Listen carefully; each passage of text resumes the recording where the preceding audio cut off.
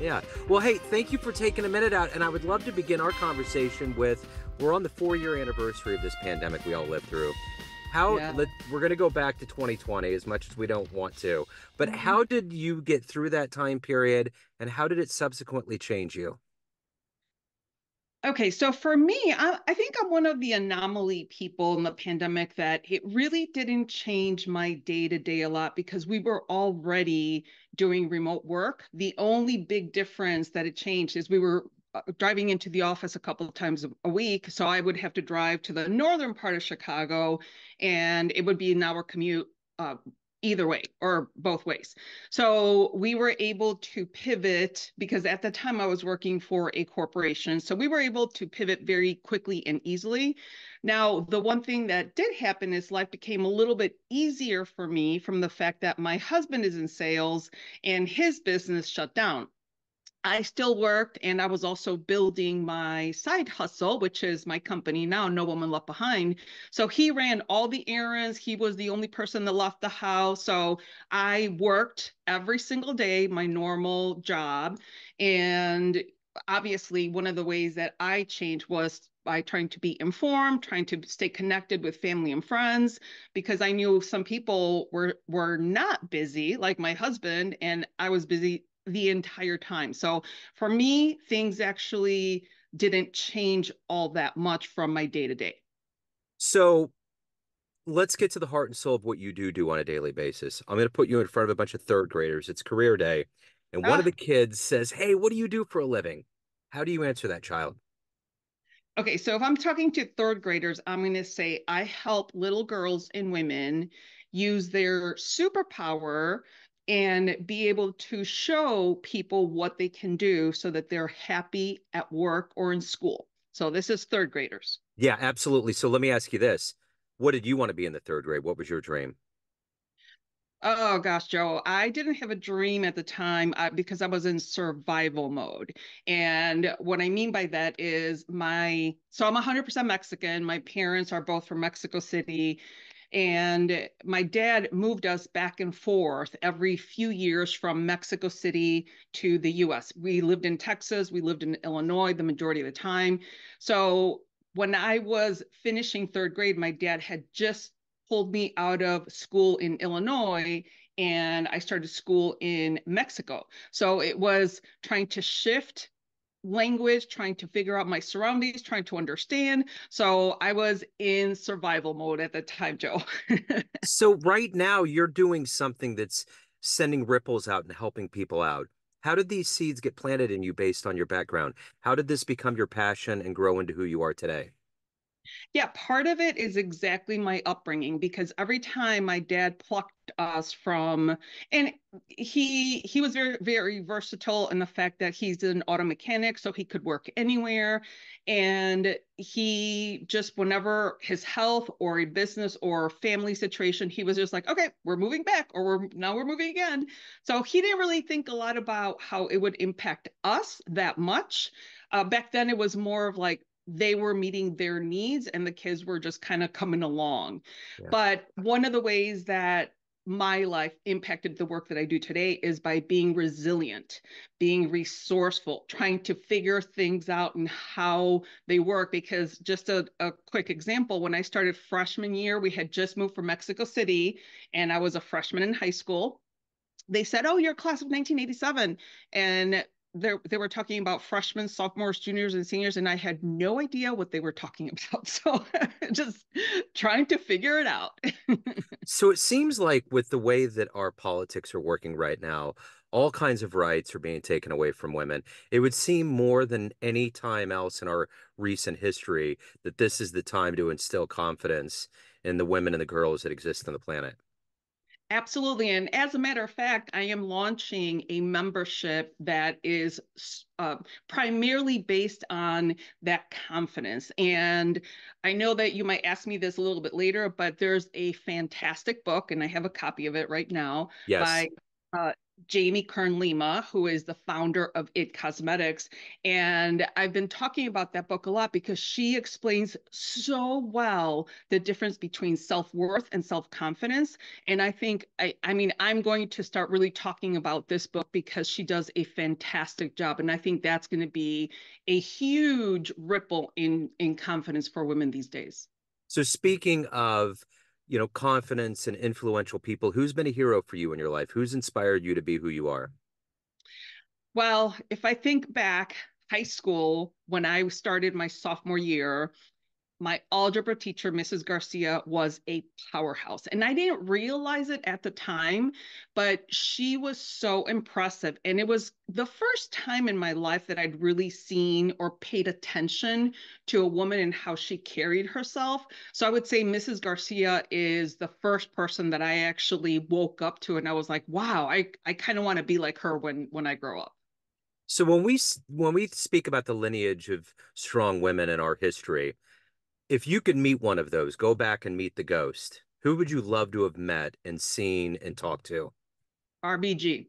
I mean, hands down, RBG, like Ruth Bader Ginsburg. I mean, she is impressive. She was always working, not just for women's rights, but for people's rights, because, there's a movie about her. There's so many books. All her life, she was an activist. She was trying to do things for the world and trying to allow people to that couldn't speak up for themselves, and she would do that for them. So she was obviously highly driven. What is that for you? What gets you out of bed every day? What gets you to want to help people and also to evolve as a person yourself? So I'm going to answer the second question first. Evolving as a person myself, I've always been, well, I shouldn't say always. In 2007, I took a course and it's a 4 day, very intensive landmark education. At that time, I was going through a horrible divorce and I was one of the people that had some domestic violence abuse in my life. So through personal development and that one course, my whole life changed because I knew that I could either make this divorce mean something horrible or just make it mean that it's a journey or a step in my life, in my journey, and I could take the charge out of that divorce and move through it as I would anything else. So I started personal development in 2007. My divorce was a very long, drawn out divorce. So I think it ended finally in 2009. And that whole time, from the day that I took that course, it totally changed the mindset and my process. And so that really helped me do the work that I'm doing today because I know that there's so many women. Number one, I was really lucky because I was still working myself and I never stopped working. So I was able to leave in the middle of the day with my two little kids and my clothes on my back. And I knew that I was going to be okay. I knew that I could support myself and support my kids. And so many other women in that position that were not working could not have done that. And that's part of why I do what I do.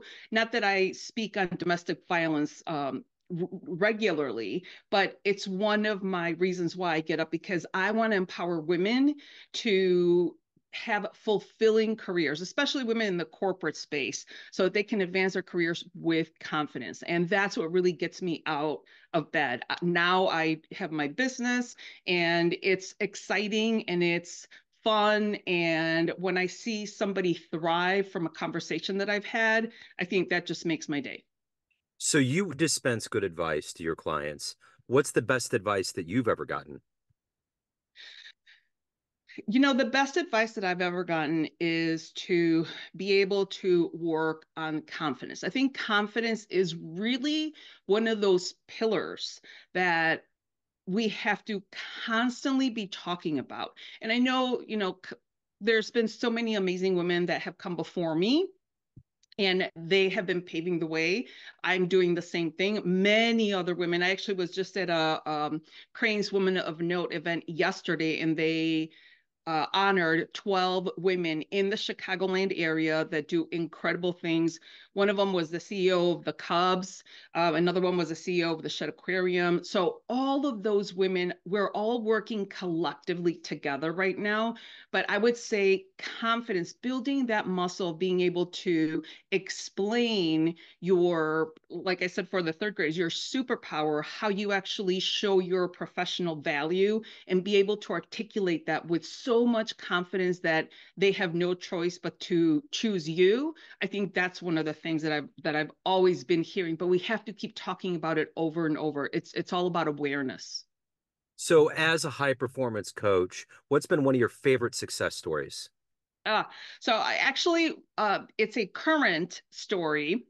I'm actually working with a client right now. And even just yesterday, we had a tremendous conversation from one word that she said. I was asking her about how she carried herself if she exerted influence. And she actually said, well, I think it's risky to exert influence. And we had an entire 30-minute conversation just from the word risky and what it meant and why it came up as a risk. And we actually had a fantastic day yesterday because she had this amazing breakthrough of how she was carrying herself and how she was operating and how she could shift just one or two little things so that she can actually exert better influence going forward. So, at the end of the day, everyone has this. We all have things that we're proud of, and we all evolve, and we all achieve and overcome. What is that for you? What is one of your proudest things that you've done so far? One of the proudest things that I've done, obviously I have two kids, so I'm proud of them, but purchasing my home after that divorce. That divorce decimated me financially. So I literally had nothing, like no savings, no money. I had to move in with my parents and I had to rebuild. And I did it with my own sweat, blood, tears, with my work, with my motivation. Purchasing that home was paramount in my life because it signified that I was independent and I could take care of my kids. So I would say that personally. Professionally, when I earned a position of executive vice president in my former corporation, that was the second thing that when I always think of like accomplishments, that's one of the things because there were 10 candidates and I was hands down the unanimous choice. But I have to say, it's because of all the preparation that I did. I worked on myself for 6 months preparing. And I think that's the biggest difference where people are like, oh, well, I'm going to apply for a job interview. Well, have you done all the preparation? Have you created your custom career roadmap, which is what I work on? And people think that they can just go and apply for jobs and interview without all that preparation. And if you put in that time for the preparation, that's what really makes a difference. So, let me ask you this.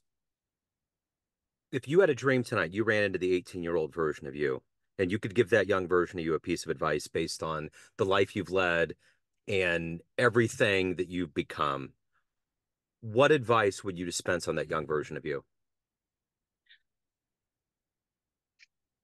Work through the fear with courage because so many of us are afraid to do things like and that actually happened to me. I was working in the corporate space and one of my things was like I can never be an entrepreneur. There's no way because I need my paycheck in the bank every 2 weeks.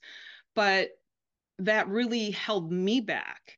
And had I been more courageous earlier on in my life, I'm 55 now. I just started my business a few years ago, and there's so many women. I've actually met a couple women that are 25, 26, and they're already life coaches. They already have clients. And I'm like, gosh, if I could go back, I would do it all over again. And instead of being stuck in the, oh, there's no way I can never be an entrepreneur from that fear of lack, then I would have probably started my entrepreneurship 30 years ago. So, Rosie, everyone has a perception of you, family, friends, clients, colleagues, but you run the show. What's your perception of you? Who do you think you are? Who do I think I am? That's an interesting question. Yeah. I'm very motivated. I'm very compassionate. I try to see the good in people over the bad. I'm definitely glass half full instead of half empty. I always try to give people the benefit of the doubt, but more than anything, I want to help women be able to have a fulfilling career and a dream. And that's what my passion is now. So if you want to plug the book again, if you want to show it, I'm curious before you do that. When you were young, what was the first book that you read that really blew you away? Something that was seminal in your life? Oh gosh, when I was little, I really cannot answer that question, Joe, because Right. my whole life growing up, it was all about survival. So I couldn't even tell you that I Yeah. read books back then because I was just trying to survive. Yeah. Okay. So let's do the good business here. If anyone wants to hire you, reach out, get the book that's been inspirational for you here. Any of the good business, what do they do?